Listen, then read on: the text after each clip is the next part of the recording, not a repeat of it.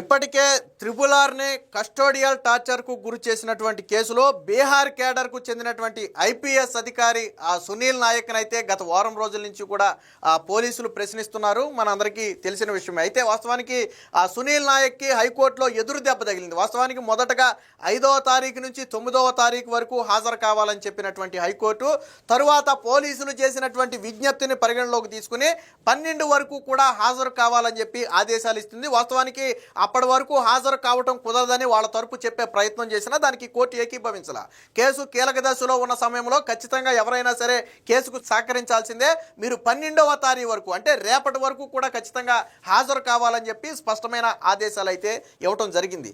So నిన్న కూడా ఆ కేసు విచారణకు సంబంధించి కొన్ని కీలక ప్రశ్నలు అడిగారు. ఆ రోజు విచారణలో మీతో పాటు ఎవరెవరు ఉన్నారు, మీరు ఏం ప్రశ్నలు అడిగారు, రఘురామకృష్ణరాజు ఏం సమాధానం చెప్పారు, ఎందుకు ఆ రోజు సీసీ కెమెరాలు కావచ్చు, వీడియో రికార్డింగ్ కావచ్చు లేకుండా వ్యక్తిగతంగా ఎవరూ లేకుండా వ్యక్తిగతంగా ఎందుకు ప్రశ్నలు అడిగారనే విషయాలు అయితే అడగటం జరిగింది. దీంతో పాటు సీన్ కూడా రీక్రియేట్ చేయడం జరిగింది. ఆ రోజు రఘురామకృష్ణరాజుని అరెస్టు చేసి తీసుకొచ్చిన సమయం దగ్గర నుంచి ఆయన్ని ఎక్కడ కూర్చోబెట్టారు, ఎవరెవరు విచారించారు, ఎన్ని ప్లేసులు తిప్పారు, ఎంత సమయం వెయిట్ చేయించారు, అరెస్టు చేసిన సమయంలో సునీల్ నాయక్ ఎక్కడ ఉన్నాడు, ఇలాంటి అనేక అంశాలను సీన్ రీక్రియేట్ చేయడం కోసం ఆయన్ను అరెస్టు చేసి ఉంచినటువంటి ఆఫీస్కే తిరిగి తీసుకువెళ్లారు. సో ఎక్కడ కూర్చోబెట్టారు, మీరు ఎక్కడ కూర్చున్నారు, ఎంతమంది వచ్చారు, ఇలాంటి అనేక విషయాలను అయితే అడగటం జరిగింది. దాంతోపాటు వీళ్ళ పోలీసుల దగ్గర ఉన్నటువంటి కొన్ని ఆధారాలను బేస్ చేసుకుని స్ట్రైట్ ప్రశ్నలు అడిగినప్పుడైతే సునీల్ నాయక్ సమాధానం చెప్పకుండా దాటవేసినట్టుగా తెలుస్తుంది. అయితే ఈ కేసు ఇక్కడతో అయిందంటే లేదు, తదుపరి విచారణ ఎవరు? సో ఇప్పటికే సునీల్ కుమార్ అయిపోయాడు, సునీల్ నాయక్ అయిపోయాడు, ఆల్రెడీ జైపాల్ అనే ఒక అధికారి అరెస్ట్ అయ్యి జైలు నుంచి కూడా వచ్చాడు బయటికి. సో ఈ కేసు కీలకంగా సాగుతుంది. ఇదే సమయంలో రఘురామకృష్ణరాజు కేసుతో పాటు నటి జత్వానీ కేసులో ఇరుక్కున్నటువంటి మరొక ఐపీఎస్ అధికారి ఎవరయ్యా అంటే సీతారామాంజనేయులు. సో గతంలో ఇంటెలిజెన్స్ చీఫ్గా పనిచేసినటువంటి వ్యక్తి. సో తదుపరి విచారణ ఎవరి వైపు మళ్ళుతుంది అంటే సీతారామాంజనేయులు, తరువాత జగన్మోహన్ రెడ్డి. ఎందుకంటే ఈ కేసులో జగన్మోహన్ రెడ్డి పాత్ర కూడా ఉందని చెప్పి జగన్మోహన్ రెడ్డి పేరును కూడా ఈ కేసులో త్రిపుల్ ఆర్ ఇంక్లూడ్ చేయడం జరిగింది. వాస్తవానికి ఆయన పెట్టిన కేసు ఏంటంటే నన్ను హత్యాయత్నం చేసే ప్రయత్నం చేశారు, నా మీద మర్డర్ అటెంప్ట్ జరిగింది అనేది ఆయన పెట్టినటువంటి కేసు. సో ఈ కేసులో ఒక్కొక్కరిని విచారించుకుంటూ వస్తున్నారు. ఇంకా ఇద్దరు మాత్రం మిగిలారు. ఒకటి సీతారామాంజనేయులు, రెండోది జగన్మోహన్ రెడ్డి. ఖచ్చితంగా సునీల్ నాయక్ విచారణ పూర్తయిన తరువాత సీతారామాంజనేయులను అయితే విచారించే అవకాశం ఉంది. వాస్తవానికి సీతారామాంజనేయుల్ని జత్వానీ కేసులో ఆల్రెడీ ఏడాది క్రితమే సస్పెండ్ చేశారు. సస్పెండ్ చేసిన ఈ నెల ఆగస్టు చివరికి సీతారామాంజనేయులకి సంబంధించి రిటైర్మెంట్ ఉంది. కాబట్టి ఆ సస్పెన్షన్ను మరొకసారి పొడిగిస్తూ రిటైర్మెంట్ వరకు కూడా సీతారామాంజనేయులు సస్పెన్షన్ వరకు ఉండాల్సిందని చెప్పి పొడిగించారు. ఆల్రెడీ ఇప్పటికే సునీల్ కుమార్ని కూడా రిటైర్మెంట్ వరకు సస్పెన్షన్ పొడిగించారు. ఇప్పుడు సీతారామాంజనేయులు కూడా రిటైర్మెంట్ వరకు సస్పెన్షన్ పొడిగించారు. అతనితో పాటు కాంతిరాణాకు సంబంధించినటువంటి కేసులో అయితే కేసు నుంచి విముక్తి అయ్యే వరకు లేదా సెప్టెంబర్ 4 వరకు ఏదో మొత్తానికి అతను కూడా పొడిగించడం జరిగింది. అంటే తదుపరి విచారణలో సీతారామాంజనేయులు కీలకమైనటువంటి వ్యక్తి. అప్పట్లో ఇంటెలిజెన్స్ చీఫ్గా పనిచేసినటువంటి సీతారామాంజనేయులు అనేకమైనటువంటి కీలక కేసుల్లో ఆయన పాత్ర కూడా ఉందనేది ప్రధాన ఆరోపణ. ముఖ్యంగా నటి జత్వానీ కేసులో సీతారామాంజనేయులు ఆధ్వర్యంలోనే ఆ రోజు ముంబై నుంచి అక్రమంగా బంధించి తీసుకురావడం కావచ్చు, ఆ కుటుంబాన్ని తీసుకొచ్చిన తర్వాత ఇక్కడ అక్రమంగా బంధించడం కావచ్చు, ఇవన్నీ కూడా సీతారామాంజనేయులు కనుసన్నంలోనే జరిగాయి అనేది ప్రధాన ఆరోపణ.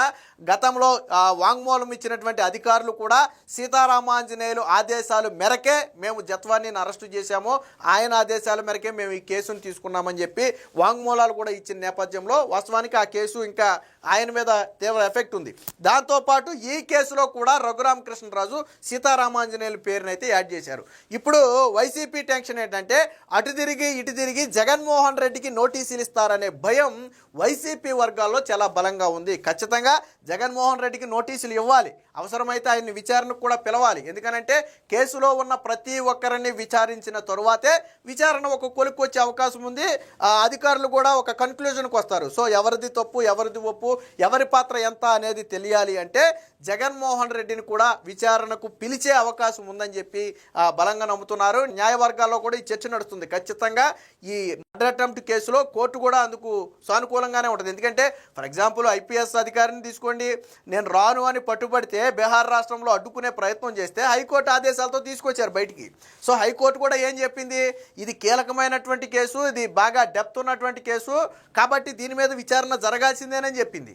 కాబట్టి ఇప్పుడు జగన్మోహన్ రెడ్డిని కూడా విచారణకు పిలిస్తే కోర్టు నుంచి రక్షణ పొందే అవకాశం ఉందా అంటే న్యాయవర్గాల్లో లేదనే చెప్తున్నారు. ఎందుకంటే ఆయన విచారణకు వచ్చినంత మాత్రాన దోషని కాదు, కానీ విచారణకు కన్నా రాకపోతే అనుమానాలు బలపడతాయి. ఇప్పుడు జగన్మోహన్ రెడ్డి నేను మాజీ సీఎంని, లేకపోతే నేను ఇదిగా ఉన్నాను, నన్ను మీరు పిలుస్తారా, నేను కోర్టులకు వెళ్ళి రక్షణ పొందుతాను అంటే సరే, కోర్టులు రక్షణ కల్పిస్తాయా లేదా అనేది మనం చెప్పలేం, కానీ ప్రజల్లో ఒక అనుమానం కలుగుద్ది. ఎందుకని నీ పాత్ర ఏమీ లేకపోతే విచారణకి వెళ్దాక నీకేంది నొప్పి? చంద్రబాబు గారి హయాంలో ఫర్ ఎగ్జాంపుల్ నారా లోకేష్ని తీసుకోండి, ఇన్నర్ రింగ్ రోడ్ అన్నారు. ఇన్నర్ రింగ్ రోడ్డు వ్యవహారంలో నారా లోకేష్ని 2 సార్లు విచారణకు పిలిచారు. 2 సార్లు విచారణకు పిలిచి ఇన్నర్ రింగ్ రోడ్డు గురించి ఏమైనా ప్రశ్నలు అడిగారంటే అడగలేదు. మీ హెరిటేజ్లో షేర్ వాల్యూ ఎంత, అందులో మీ వాటా ఎంత, అసలు హెరిటేజ్కి ఇన్నర్ రింగ్ రోడ్డుకి ఏంది సంబంధం, గతంలో అడిగారు. అలాగే ఇప్పుడు కూడా జగన్మోహన్ రెడ్డికి సంబంధం ఉందా లేదా అనేది తర్వాత తేలద్ది, కానీ ఖచ్చితంగా విచారణకైతే రావాల్సి ఉంటుంది. నిన్న సునీల్ నాయక్ని అడిగినటువంటి ప్రశ్నలు ఏంటి అనేది కూడా మనం ఒకసారి చూద్దాం. కస్టడీలో రఘురామను అడిగిన ప్రశ్నలేంటి, ఆయన ఏమి సమాధానాలు ఇచ్చారు, విచారణలో ఐపీఎస్ సునీల్ నాయక్ పోలీసు ప్రశ్నలు అని చెప్పి నాటి నరసాపురం ఎంపీ, ప్రస్తుత డిప్యూటీ స్పీకర్గా ఉన్నటువంటి రఘురామకృష్ణరాజు కస్టోడియల్ టార్చర్ కేసులో ఐపీఎస్ సునీల్ నాయక్ పై విచారణ కొనసాగుతుంది. 6వ రోజైన మంగళవారం పోలీసులు ఆయనకు పలు ప్రశ్నలు సంధించారు. హైదరాబాద్లో రఘురామను అరెస్టు చేసి గుంటూరు తీసుకొచ్చినప్పుడు ఆయనను ఎవరెవరు విచారించారు, విచారణలో ఏమేమి ప్రశ్నలు అడిగారు, దానికి ఆయన ఏమి బదులిచ్చారు అంటూ సునీల్ నాయక్ని అయితే ప్రశ్నించారు. సునీల్ నాయక్ నుంచి స్పష్టమైన సమాధానాలు అయితే రానట్లుగా తెలిసింది. ఆధారాలతో కూడిన ప్రశ్నలకు సమాధానాలు చెప్పడంలో తడబాటు పడ్డారని తెలిసింది. అయినా ఆయన నుంచి ఇప్పటికే కొంత కీలక సమాచారం అయితే రాబట్టినట్టుగా తెలుస్తుంది. ఆయన చెప్పిన సమాధానాలను అధికారుల వద్ద ఉన్న ఆధారాలతో బేరీజు వేసుకుని ఆ రోజు ఏం జరిగింది, అందులో ఎవరి పాత్ర ఏంటి అనే దానిపైన దర్యాప్తు అధికారులకు కొంత స్పష్టత అయితే వచ్చినట్టుగా తెలుస్తుంది. ఇక సునీల్ నాయక్ సంబంధించి దర్యాప్తు అధికారి దామోదర్ పక్కాగా నివేదిక అయితే సిద్ధం చేశారని తెలుస్తుంది. ఈ విచారణ అనంతరం కేసు దర్యాప్తు మరింత వేగవంతం అవుతుందని భావిస్తున్నారు.